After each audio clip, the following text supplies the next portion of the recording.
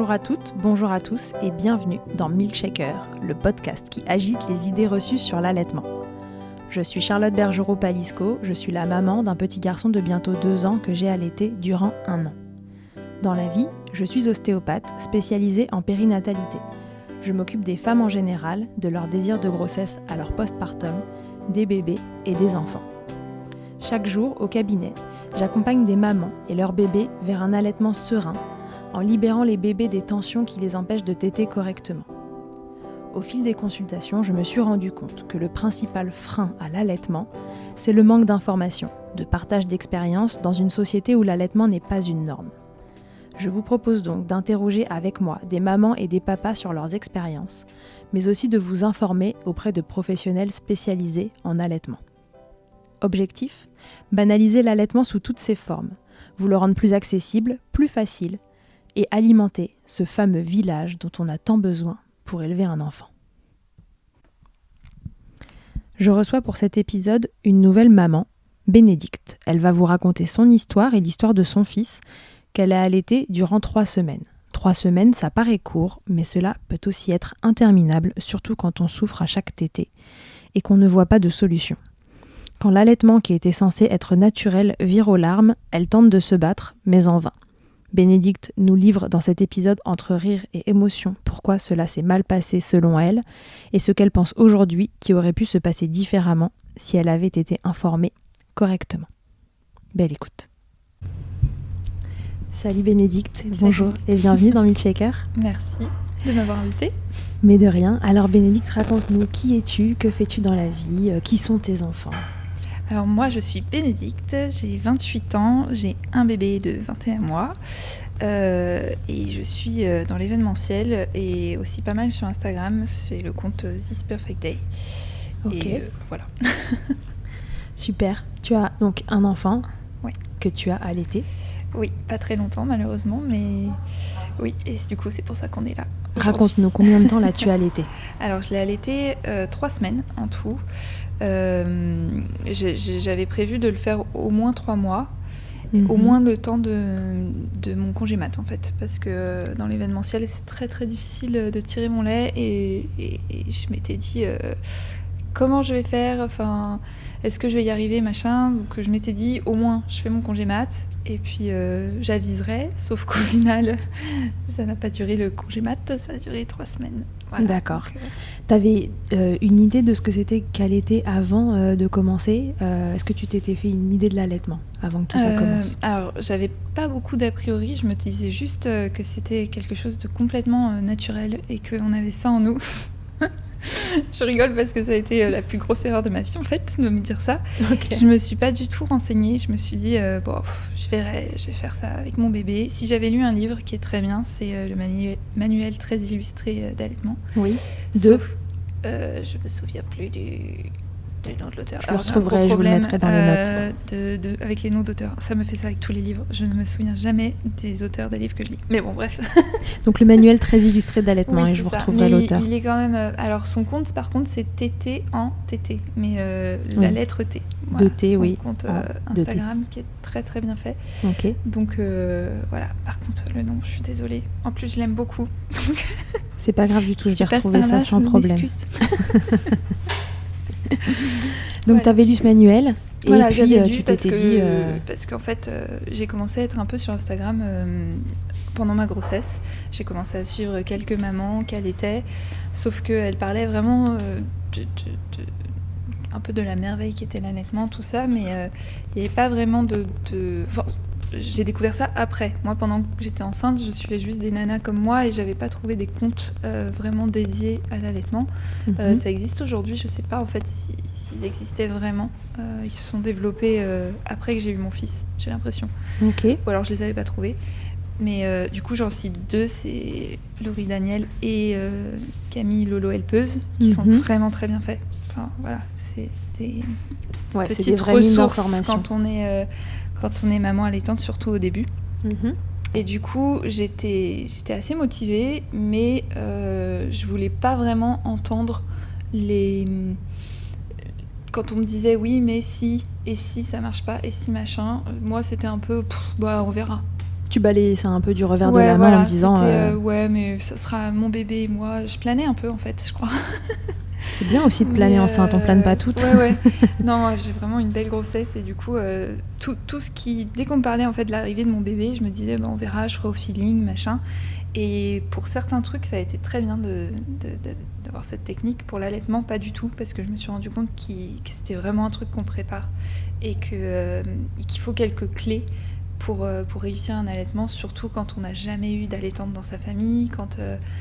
Oui, ton entourage, il était allaitant autour de toi, c'est que tu avais eu des modèles d'allaitement? Pas du tout. En fait, j'ai ma grand-mère qui a très très mal vécu ses allaitements et qui a vu l'arrivée du... Enfin, c'était pas aussi démocratisé que ça l'est aujourd'hui, le lait artificiel.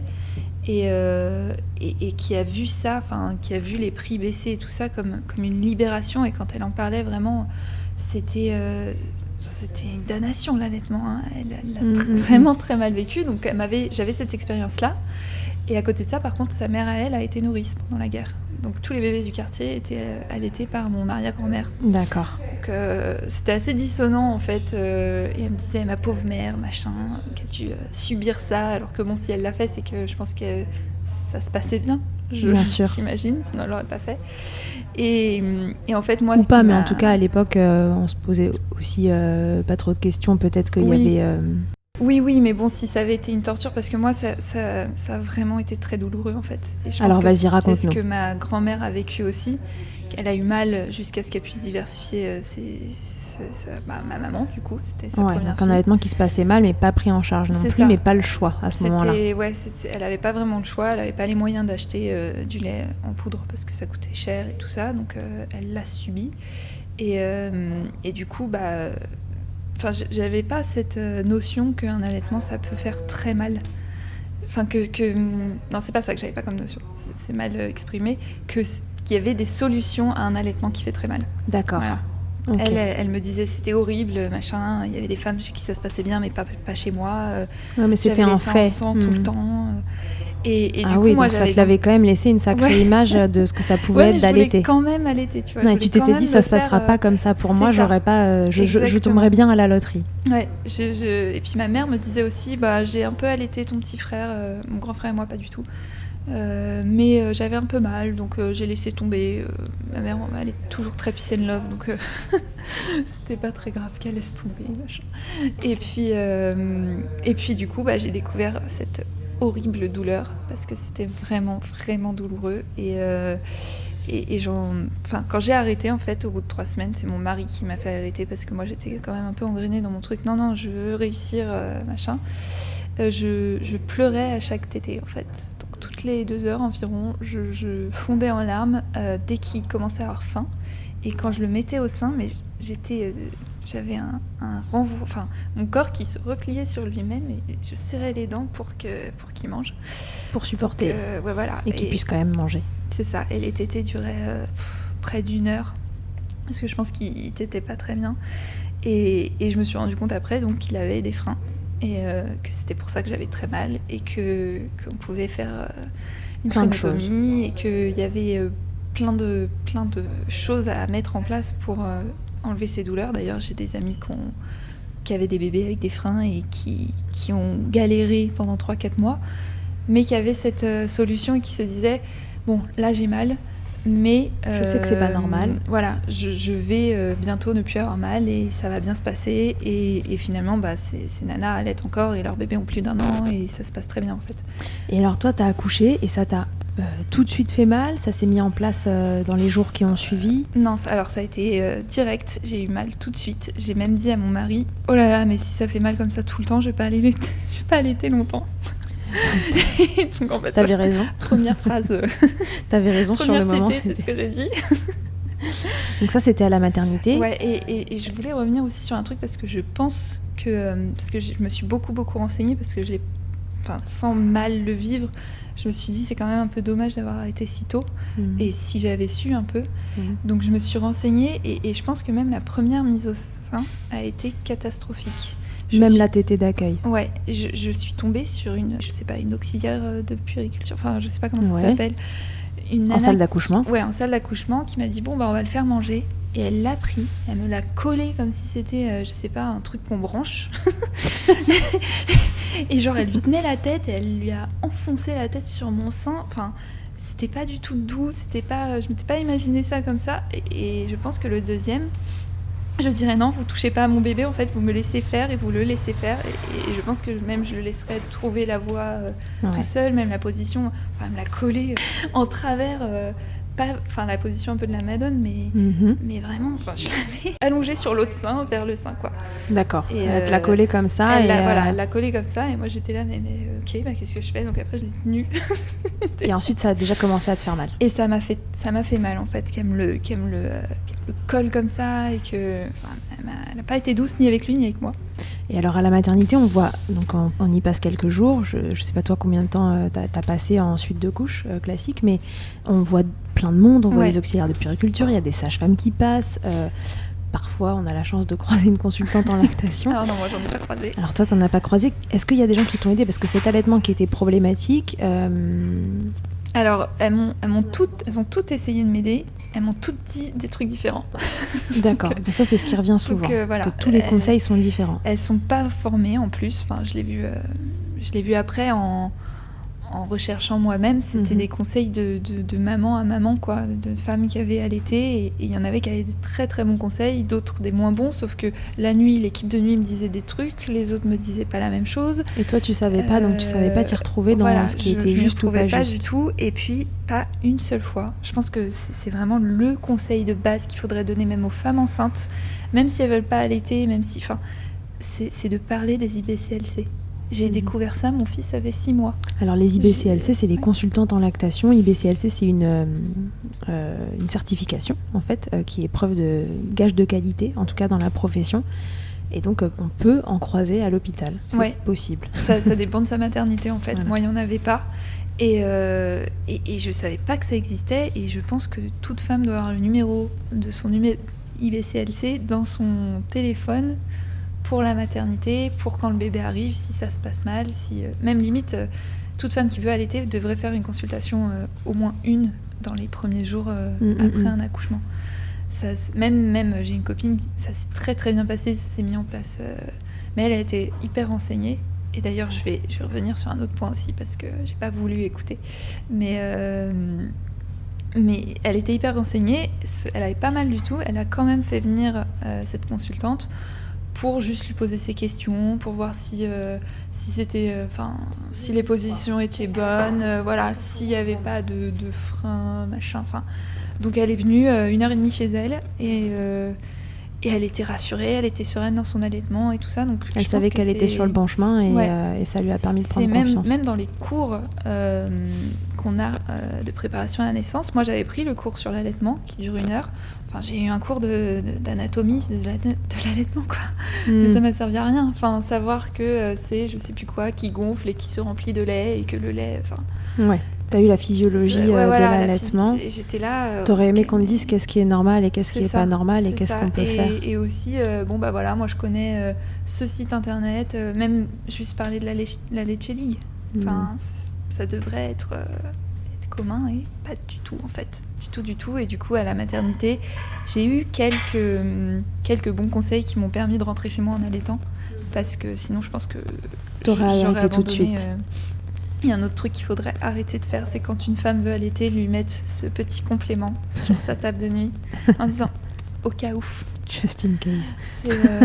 Ça me l'ont fait, hein, et c'est vrai qu'une nuit j'avais tellement mal qu'on lui a donné un complément et c'était débile en fait. Enfin, après, chaque cas est différent, mais dans mon cas c'était un peu débile parce que du coup il a dormi beaucoup parce que j'ai un bébé qui dormait beaucoup. Et le lendemain, mais j'ai l'impression que j'allais exploser et il n'était pas bien. Enfin, ça a été qu'un engrenage de mauvaises décisions. Ouais. Sauf quand une nuit, celle qui m'a le plus aidée m'a sorti des bouts de sein en silicone. Et c'est ça au début qui m'a permis de au moins sortir de la maternité en allaitant. En allaitant toujours. Voilà. Et une fois rentrée à la maison, comment t'as fait ? Parce que tu t'es retrouvée, bon alors avec ni des bons conseils ni des mauvais conseils, mais plus de conseils du tout. Alors j'étais larguée. T'étais larguée à la maison. Est-ce que ton conjoint t'a aidée Alors, mon conjoint... Comment t'étais entourée? Il était au top au niveau... j'ai vraiment pas eu à faire ni à manger, ni le ménage, ni... Enfin, toutes ces questions-là, je les avais pas en tête. Par contre, il était comme moi, il s'y connaissait pas du tout en allaitement. Pour lui, c'était... bah ouais, c'est toi qui le donnes, quoi. C'est pas... je peux rien faire. Alors qu'un papa... Il s'est senti un peu démuni. C'est ça. Et je pense qu'il faut aussi très très bien préparer les papas au rôle qu'ils doivent avoir. Même limite quand la maman dort et est épuisée, que ce soit lui qui mette son bébé au sein de la mère pendant qu'elle continue à dormir. Rien que des petits détails comme ça qu'il savait pas. Et puis toi tu savais pas non plus, donc personne savait et on savait pas trop comment s'orienter. Et après il y a la fatigue qui rentre en compte, il y a le fait que j'allais continuer à mettre des bouts de sein alors qu'il faut pas les mettre trop. Tu vois, et même avec les bouts de sein t'avais mal? Oui. Les bouts de sein, je pense qu'on en aura déjà parlé dans un épisode, mais c'est comme un espèce de film en silicone qu'on vient placer sur le mamelon et qui permettrait de limiter la douleur quand il y a une prise de sein qui est pas terrible. Il y a des cas où ça marche bien et puis ça tamponne bien, et puis il y a des cas où malgré tout les mamans ont mal. Donc oui, j'avais moins mal, hein. Ça restait beaucoup plus supportable qu'à la maternité, mais j'avais mal quand même. Et puis bon, mon mari était pas... ça le saoulait même moi aussi, hein, parce qu'il faut les humidifier, donc il faut les rincer avant, il fallait se lever. À chaque fois qu'il avait faim la nuit, il fallait se lever. C'est toute une logistique, il faut les nettoyer. Voilà. Les nettoyer, les machins, les mettre en place. En plus, je mettais de la lanoline aussi pour atténuer parce que j'avais des crevasses aux deux seins. C'était une logistique toutes les nuits et toute la journée, c'était tout le temps, quoi. Ouais, sachant qu'un bébé est déjà une logistique en lui-même, donc là ça en rajoutait. Donc épuisement, plus douleur, plus le fait que je pleurais à chaque fois. Moi, c'est mon mari qui m'a dit bon, on arrête. T'arrêtes. Moi, je veux retrouver ma femme qui est épanouie et qui est heureuse d'avoir son bébé. Et finalement, je le regrette pas parce que je m'en suis pas dégoûtée comme ma grand-mère, par exemple. Parce que ma grand-mère, elle a 80 ans et ça reste une des pires épreuves de sa vie. Et je suis contente de ne pas avoir ce sentiment-là, de me dire, de penser ça de l'allaitement en fait, parce que ça peut très bien se passer. Et je pense que j'ai arrêté. Mon mari il dit souvent les décisions qu'on prend au moment où on les prend, c'était les meilleures à prendre. Voilà, pas de regrets. Et c'est vrai qu'à ce moment-là, c'était une bonne décision. Parce que ça m'a permis de souffler, de remonter un peu à la surface et de profiter de ton chouchou qui était là et qui lui aussi avait besoin d'une maman qui allait bien. Et de plus avoir cette aversion même quand il avait faim, je le vivais très mal. C'était mon bébé et je voulais... et quand il s'approchait, c'était un peu l'angoisse.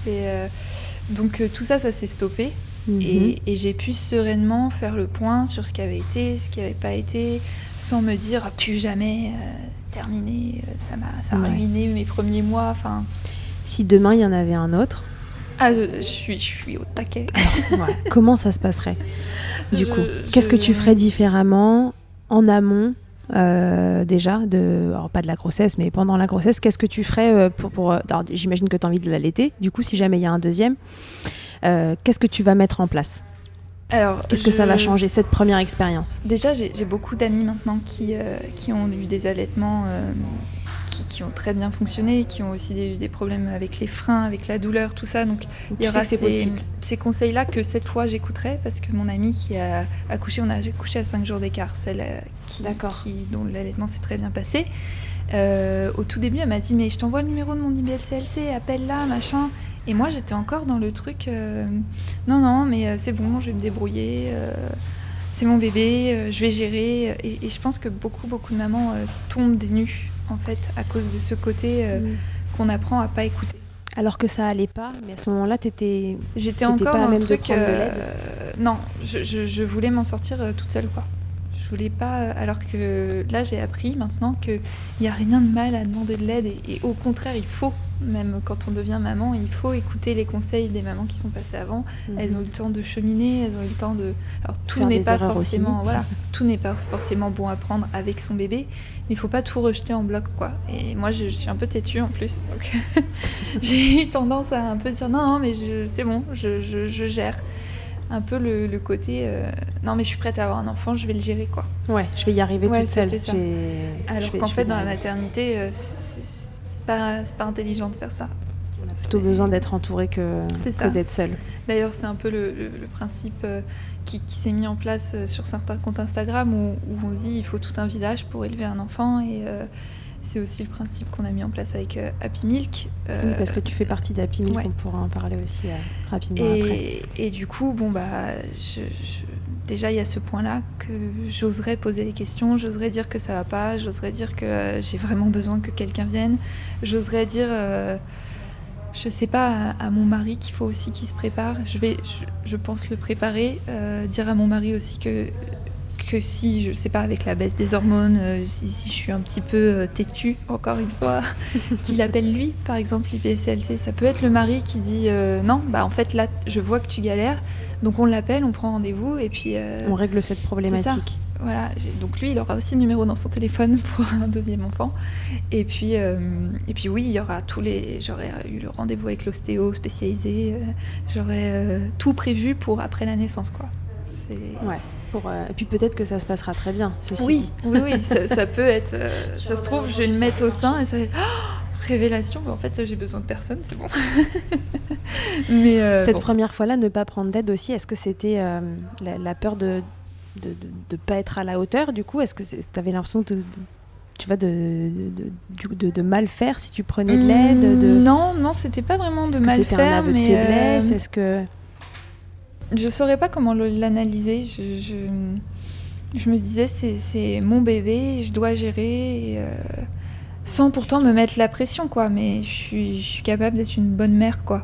C'était être une bonne mère que de l'allaiter et d'y arriver et de ne pas avoir besoin de quelqu'un qui interfère à ce moment-là. Enfin, après, il y a aussi tout le fait qu'on n'est pas forcément hyper rationnel après un accouchement.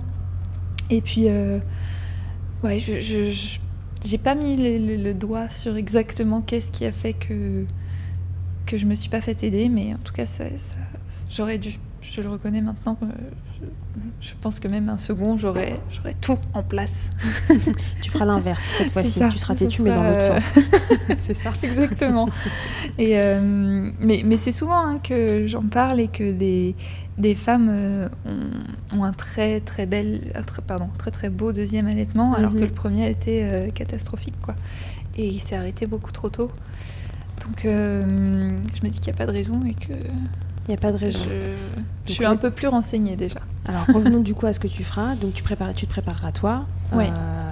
Une consultation avec une BCLC, brosser mes si seins avec une brosse à dents. Non, ne faites pas ça. Ne faites pas ça. C'est un faux conseil, c'est une blague. Elle rigole, elle est morte de rire en me le disant, vous ne le voyez pas en audio, mais c'est une grosse blague. Elle m'a même mimé le brossage de dents. Le brossage de seins, pardon. Pardon. Non, mais il fallait que je la sorte parce qu'il y en a qui disent ça, mais non, ne faites pas ça. Surtout. Non, ne faites pas ça. On ne prépare pas les tétons. Ça ne non. marche pas. Il faut juste avoir un bébé qui t'aide correctement. C'est ça l'objectif numéro 1. Voilà. Et puis je fais vérifier les freins. Et en fait, il y a déjà maintenant, il y a plein de choses que je sais en ayant vu Alessio et en ayant un petit peu cherché le pourquoi du comment, où je me dirais ça va pas. C'est un truc qui peut apparaître dans les premiers jours et qui au début a l'air anodin, mais qui en fait j'agirais plus vite. Voilà. Par exemple, une tétée qui dure 1 heure, parce que lui il se nourrissait vraiment. C'était pas juste un câlin, parce qu'il y a tété câlin, il y a tété pour nourrir, tout ça. Mais non, il essayait vraiment de manger pendant 1 heure, mais il s'en sortait pas. Il fallait que je lui donne l'autre sein aussi, parce que... Donc, et moi, à la maternité, on m'avait dit, ça c'est parce que c'est un gros gabarit. Non, mais... et moi, j'y ai cru. Alors que non, en fait. Non, j'ai appris après que le gabarit du bébé n'avait rien à voir avec la durée de la tétée. En effet. Voilà, c'est plein de petits détails comme ça que je sais maintenant et sur lesquels j'agirais très rapidement, en fait, si je constate que ça se reproduit. Après, il peut y avoir d'autres choses, mais j'hésiterai pas à demander de l'aide. À demander de l'aide et à consulter surtout des pros, des gens qui sont vraiment formés à ça et qui savent de quoi ils parlent, quoi. Ok, c'est bien noté. Et donc pour résumer, une maman qui souhaite allaiter, tu la rencontres dans un café comme on est là. Qu'est-ce que tu vas lui dire ? Alors, je vais lui dire de bien se préparer, de choisir une consultante en laquelle elle aura confiance, de préparer aussi son mari. Je lui dirais aussi d'oser écouter les conseils et d'arriver à faire le tri. Alors, c'est pas toujours évident parce qu'on s'en prend plein la tête, mais que certains conseils sont très très bons à prendre. Et puis aussi ne pas s'isoler, parce que ça a été un de mes problèmes aussi. Je voulais pas allaiter en public, je voulais pas... T'avais peur du regard des autres ? Un peu, et puis c'était aussi un rapport à mon corps, à moi. Et puis en fait, il y a des solutions, il y a des maxillanges, il y a plein de choses qui peuvent être mises en place pour si on est très pudique, on n'est pas à l'aise, et qu'on n'est pas à l'aise. Et prévoir en fait tout ça en amont, que c'est pas quand le bébé est là que ça se fait au feeling comme je l'ai pensé, que tout ça se prépare, et qu'avec une bonne préparation il n'y a aucune raison pour que ça échoue. Ok, et alors cette expérience d'allaitement, aussi courte soit-elle, est-ce qu'elle a eu un impact dans ta vie personnelle ou professionnelle ? Alors professionnelle non, vu que j'étais pas...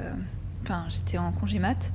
Et personnel, oui, ça a été quand même une expérience assez riche et très intense. Et aussi, ça a été une façon pour moi de me remettre vraiment en question et de me dire qu'il fallait que j'arrête d'être aussi têtue et sur certains sujets. Si mon mari passe par là, je vais continuer à être têtue quand même. Hein. On y fera écouter. Mais non, oui, je saurais pas comment le décrire, mais même dans ma maternité, ça a forcément eu un impact et j'ai pas mal vécu l'arrêt. Ça, je veux vraiment vraiment insister là-dessus, parce que j'ai beaucoup de mamans en fait qui m'ont envoyé qu'elles culpabilisaient d'avoir arrêté. Parce qu'elles avaient eu un peu la même expérience que moi. Et ça me fait mal au cœur en fait d'entendre ça, parce qu'il faut pas... En fait, c'est quelque chose qu'on a fait pour s'en sortir au moment où on l'a fait, et c'était pas contre nos bébés, c'était pas contre... Non, c'était même pour eux. Oui, c'était pour sortir la tête de l'eau en fait. Et c'est pas un truc pour lequel il faut culpabiliser, et je m'en suis resservie, c'est vrai, sur d'autres aspects de ma maternité, où on peut pas être au top et au taquet sur tout le temps, et on peut pas être absolument parfaite sur tous les points, surtout quand c'est le premier, même quand c'est le deuxième, mais le premier, ça nous tombe dessus comme une énorme claque, parce qu'en vrai, personne n'est prêt à de tout ce qu'on peut lire et machin, personne n'est prêt à ce qui nous tombe dessus, quoi. Et du coup, si ça a été le premier, entre guillemets, je mets bien des guillemets, échec de ce que je voulais et que j'ai pas pu avoir, et je l'ai pas mal vécu, et ça m'a permis aussi de me dire dans d'autres situations ou des trucs que je voulais, avec tous mes grands principes, en me disant en fait non, moi mon bébé est pas comme ça, ça se passe pas comme je voulais, c'est pas grave, c'est avance. pas grave, on peut lâcher prise un peu. C'est ça, voilà. Donc si, ça m'a quand même bien servi. Et puis dans l'allaitement et dans le manque d'informations qu'on commence à vraiment connaître maintenant, et c'est la raison de ce podcast, à toutes les mamans qui n'ont pas réussi à allaiter, il faut bien dire que c'est pas à vous de tout savoir. Aujourd'hui, il y a quelques canaux à travers lesquels vous pouvez vous informer, et j'espère que Milkshaker vous servira un petit peu à ça. Mais c'est pas à vous d'être sachante, et la culpabilité, c'est pas un truc qui tombe sur les mamans avec l'allaitement, c'est un truc qui tombe sur les mamans le jour où elles ont leur enfant. Où elles ont leur enfant. Ça commence même un peu pendant la grossesse, et après c'est une vie de culpabilité à chaque chose qui va un tout petit peu de travers. Voilà. Mais ne culpabilisez pas d'avoir arrêté si vous n'avez pas reçu ce qu'il fallait pour que ça fonctionne. Le soutien nécessaire. Voilà. Parce que oui, comme tu dis, c'est pas aux mamans de tout savoir. Et ça repose déjà beaucoup sur leurs épaules. Je vois plein de discussions aussi qu'on a eues avec mon mari, donc notamment sur l'allaitement, où je lui ai dit, mais t'aurais pu aussi te renseigner en fait. Et pareil, en fait, très très souvent, dès qu'il y a un truc avec Alessio, il me pose la question. S'il mange pas, Donc beaucoup moins maintenant, parce que je pris les choses en main et je suis un peu rentrée dedans là-dessus, mais, mais c'était toujours pourquoi il y a de la fièvre et pourquoi machin, et je fais quoi? Et je lui disais, mais tu crois que je sais? Enfin, c'est pas parce que je suis la maman que c'est inné en fait. Moi, je me renseigne, je passe mon temps à lire des trucs, je passe mon temps à chercher. Si j'ai une vraie question, c'est moi qui appelle le pédiatre. Enfin, tu peux le faire aussi en fait. Il y a pas écrit sachante sur mon front, tu vois. Enfin, c'est pas parce que j'ai enfanté que. Enfin, tu vois, c'est pas parce qu'on a le bébé dans le ventre que toutes les réponses aux questions arrivent. Et que la culpabilité ne revient qu'à la maman. C'est un peu la charge maternelle. Enfin, on appelle ça comme ça, mais ça peut être soutenu aussi, ça. Et je pense que le papa a un gros rôle à jouer, mais aussi tout le personnel médical, tout le... Enfin, je sais qu'ils n'ont pas forcément le temps, mais je suis désolée, dire à une maman à la maternité, je vous conseille de prendre un rendez-vous avec une consultante, c'est pas un manque de temps, pas du tout. Enfin, ça devrait être automatique. Et, c'est référé. Comment ? C'est référé mais oui, à une personne alors, par contre, prendre le temps pour lui dire n'importe quoi, et une autre qui m'a culpabilisée aussi parce que j'avais tiré mon lait alors que j'y connaissais rien et j'avais tellement mal et Alessio il dormait. Elle m'a dit mais faut pas faire ça si vous voulez allaiter, machin. J'étais là, m'agressez pas. Je ne sais pas. Voilà.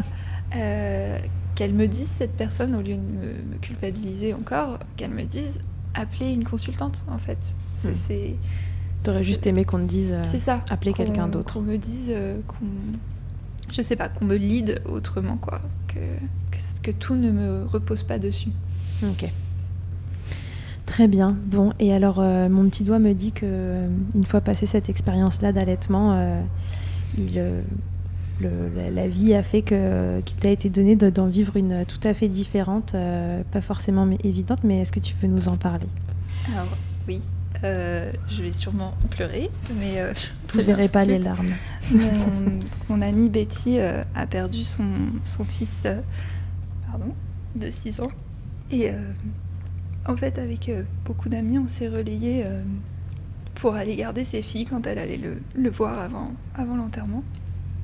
Et en fait, j'avais son bébé de 3 mois, Loane, qui était allaitée. Et cet après-midi-là, c'est moi qui la gardais et sa maman n'était pas là. Et en fait, Loane, elle avait juste besoin de réassurance. Elle n'avait pas du tout besoin de manger parce que Betty lui avait déjà donné. On était avec une autre maman qui allaite et l'autre maman a essayé de lui donner le sein. Sauf que Loane, elle n'en voulait pas. En plus, elle avait un rêve. Donc, il y avait trop de lait d'un coup. Le rêve, c'est un réflexe d'éjection fort qui fait que ça arrive très très vite dans la bouche des bébés et que parfois ça leur plaît moyennement. Et Loane, elle avait déjà mangé, donc vraiment elle n'avait pas vraiment besoin de lait. Et puis elle était dans une pardon. Prends ton temps. Dans une vraie détresse. Enfin, j'avais jamais vu un bébé comme ça et du coup c'est venu naturellement, je l'ai mise au sein et du coup ça l'a apaisée et... Elle s'est apaisée sur toi ? Ouais. Elle t'a pas fait mal ? Pas du tout.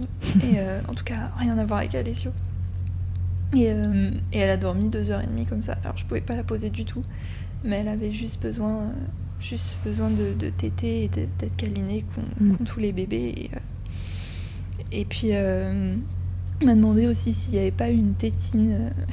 Alors j'ai dit non, enfin de toute façon Betty elle avait pas de tétine et il y a beaucoup de mamans qui allaitent et qui refusent la tétine et c'était le cas de Betty et c'était pas à moi de décider de changer les choix de sa maman en fait.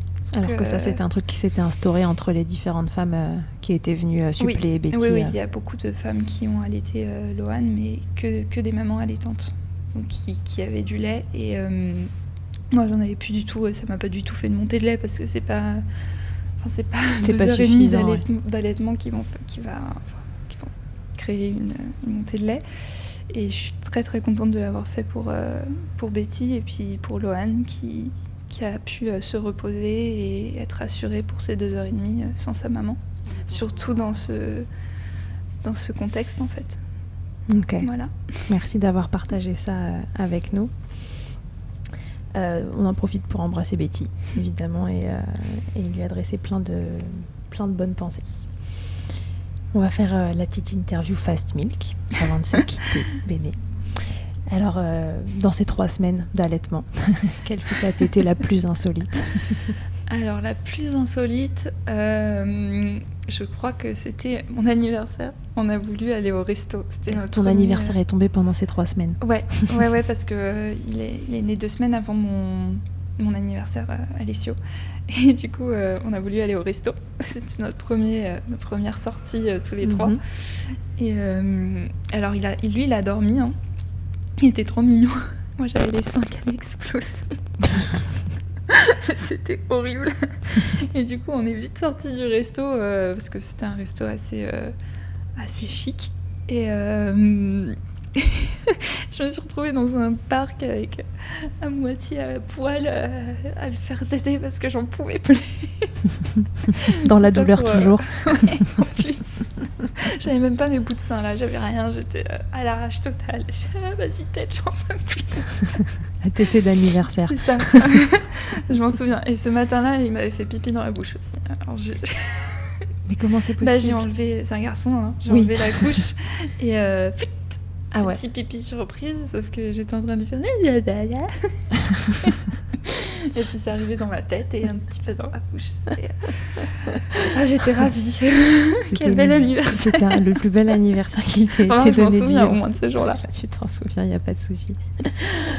Le truc le plus glamour qu'il t'ait été donné de vivre durant ton allaitement? Le plus glamour, je crois que c'était ce même... Ça marche aussi. Même jour, en fait, j'avais les seins qui dégouinaient. J'étais trempée. Vraiment, j'avais mes coussinets d'allaitement. Hein, j'avais tout prévu pour aller au resto, mais je sais pas pourquoi ce jour-là. T'étais trempée. J'avais un petit. Tu manquais pas de lait en plus. C'était vraiment qu'une histoire de succion. Vraiment. Malgré ça, beaucoup. Malgré ce bébé qui t'était si mal, toi le lait, il était là. J'étais. Des fois, je tirais mon lait et j'en tirais vraiment, mais des quantités. Je remplissais les 2 trucs, quoi. T'as pensé à un moment au tir à allaitement ou non? C'était... je savais pas que ça existait, en fait. Mais d'accord, on en revient à l'idée de départ. Pas assez d'informations. Par contre, j'ai pensé à la relactation. J'ai voulu, sauf que j'avais repris le boulot et que... Alors, la relactation Qu'est-ce que c'est? Alors en fait, quand on arrête d'allaiter, une femme est capable de reproduire du lait, même si elle n'a pas... Il y a même des femmes qui n'ont pas été enceintes qui peuvent produire du lait si un bébé tète. Et si... j'avais lu en fait beaucoup de choses sur la relactation. D'ailleurs, pour la petite anecdote, il y a une femme de 47 ans, je crois, pendant le tsunami là, en Thaïlande, qui a recueilli beaucoup d'enfants qui étaient devenus du coup orphelins. Et qui a eu une relactation juste en faisant téter les bébés. Elle savait pas que c'était possible, donc j'étais tombée là-dessus sur YouTube, hein, pour te dire que j'ai cherché plein de trucs. Et elle a eu des tout petits bébés qui avaient besoin de téter, donc elle les a mis un peu naturellement au sein, et le lait est revenu à 47 ans sans avoir eu des enfants depuis un bail. Elle en avait eu elle, mais même une femme qui n'a pas eu d'enfant peut allaiter. Donc j'y ai pensé parce que du coup j'avais les clés en main, vu que j'avais commencé à chercher et tout ça. Et le problème c'est qu'il faut quand même avoir beaucoup son bébé avec soi, le mettre beaucoup à téter, faire beaucoup de peau à peau. J'avais vu même la sage-femme qui me suivait, était consultante en lactation, qui me suivait pour ma rééducation du périnée, qui m'avait donné beaucoup de conseils en me disant restez allongé avec votre bébé en peau à peau toute la journée, machin. Sauf qu'en fait j'avais repris le boulot. Et que du coup c'était... Mais il y a des femmes même comme ça, en tirant leur lait, arrivent à avoir une relactation. Sauf que moi, dans l'événementiel, en plus c'était une période où on avait beaucoup d'événements, donc j'étais debout tout le temps, enfin j'étais à droite à gauche, je pouvais pas arrêter l'événement pour aller juste tirer mon lait, surtout que c'était pour tirer mon lait pour pas vraiment de bébé, quoi. Donc les gens qui m'employaient n'auraient pas compris en fait. Et donc j'ai laissé tomber l'idée, mais j'y ai pensé. Donc c'est possible. C'est possible. On finit l'interview Fast Milk. Quelle est ta position préférée dans le Kama Sutra de l'allaitement? Alors, j'ai pu la tester 1 ou 2 fois. C'était, je sais pas comment elle s'appelle, mais quand on se met sur le côté et qu'on dort en même temps et qu'il a juste à téter allongé en fait face à face, enfin lui face au chacun de côté mais face à face. C'est ça. Et qui tète comme ça, et du coup moi j'étais allongée sur le côté et je m'endormais à moitié. C'était vraiment un joli câlin, je trouve. Ok, voilà. Trop cool. Et si en un mot tu pouvais me résumer ton allaitement? Je vais en dire 2, court et intense. Parfait, donc aucun regret, et puis on se donne rendez-vous le jour où un deuxième bébé fait son apparition pour que tu me racontes l'histoire d'après. En espérant que tu sois aussi têtue la deuxième fois que la première, mais pas pour les mêmes raisons. Je pense. Je suis déjà hyper motivée là alors que j'ai pas d'enfant. Donc a priori ça devrait le faire. Enfin, j'ai pas de deuxième enfant. Ok Béné, merci beaucoup d'être venue répondre à mes questions, d'avoir raconté cette histoire, parce que c'est toujours plus simple de raconter les histoires quand elles se passent bien que quand elles se passent pas du tout comme on le souhaite. Alors merci d'avoir partagé ton expérience, parce que je pense qu'il y a plein de mamans qui vont se reconnaître là-dedans et ou qui ont peur que ça se passe comme ça. Et savoir qu'il y a des solutions, c'est évidemment j'espère l'enjeu. Surtout que c'est des mamans qui n'ont pas encore eu l'occasion d'allaiter, qui tomberont peut-être sur ce podcast et qui se diront faudrait peut-être que je me renseigne un peu. Super. Merci beaucoup pour ton temps et à bientôt dans Milkshaker. Merci beaucoup d'avoir écouté cet épisode. Vous pouvez suivre l'actualité de Milkshaker sur le compte Instagram du même nom et sur mon site internet charlotte-bergerot.fr. Vous y trouverez aussi une série de tutoriels pour mamans et bébés réalisés durant le confinement. Si vous avez aimé ce podcast, n'hésitez pas à le soutenir en laissant un commentaire, en lui attribuant 5 étoiles ou encore en parlant autour de vous. Je vous laisse en compagnie d'Emma et de son titre I'll Be There. Elle débute en musique, tout comme je débute en podcast, et elle a gentiment accepté de me prêter musique et voix pour nous accompagner. Je vous dis à la semaine prochaine pour un nouvel épisode. D'ici là, prenez soin de vous, milkshakez autant que vous le voudrez et bousculons ensemble les idées reçues sur l'allaitement maternel. I hate to see you down. Can't stand to know you're hurt. When you say it's getting loud, the voices in your heart. And you know I get it, so let it all out. Keep your head up, your masterpiece, and I'll swear that I'll be there by your side. A text away, you know you can find me. It just takes a whisper and I'll be there to listen. I got you, I'll fight with you, 'cause I love you. I'll be there, I'll be there, oh I'll be there, I'll be there.